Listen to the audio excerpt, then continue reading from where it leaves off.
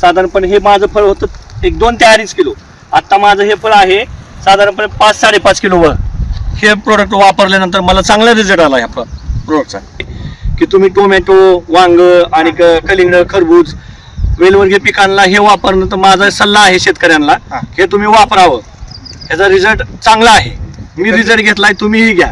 आज आपण प्रशांत काटे राहणार माळेगाव यांच्या कलिंगड या प्लॉटवरती आलो होतो. तर यांचा कलिंगडाचा फुगवणीच्या स्टेजमध्ये प्लॉट होता. त्यांना आपल्या कंपनीचे ब्लॅक पॉट हे प्रॉडक्टबद्दल माहिती दिली होती.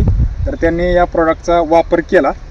तर त्यांना प्लॉटला वापर करण्यानंतर कशा प्रकारे रिझल्ट आला आणि वापर करण्याच्या अगोदर प्लॉटची कशी कंडिशन होती हे आपण त्यांच्याकडून जाणून घेऊया. सर्वप्रथम थोडक्यात एक पिकाबद्दल थोडीशी माहिती द्या. नमस्कार.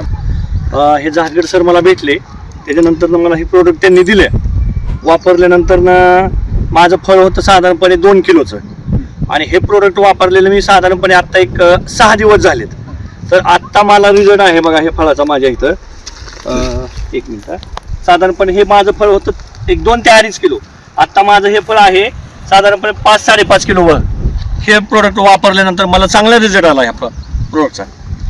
ती पण फाटली हो. आणि आतून घर भरून निघाल्यामुळे वजन पण वाढलेलं आहे. माझं तर सर्व शेतकऱ्यांना म्हणणं आहे की तुम्ही टोमॅटो, वांग आणि कलिंगड, खरबूज, वेलवर्गीय पिकांना हे वापरणं तर माझा सल्ला आहे शेतकऱ्यांना, हे तुम्ही वापरावं. ह्याचा रिझल्ट चांगला आहे. मी रिझल्ट घेतलाय, तुम्हीही घ्या. एकंदरीत तुम्ही समाधानी आहात? हा, मी समाधानी आहात सर. आता शेतकरी बांधवांनो, यांचाच एक नवीन प्लॉट आहे कलिंगडाचा.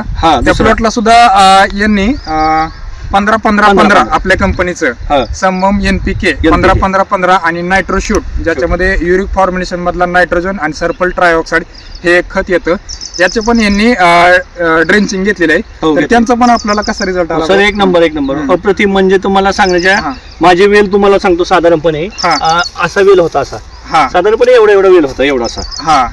उतरणे पण नव्हते बेडच्या खाली.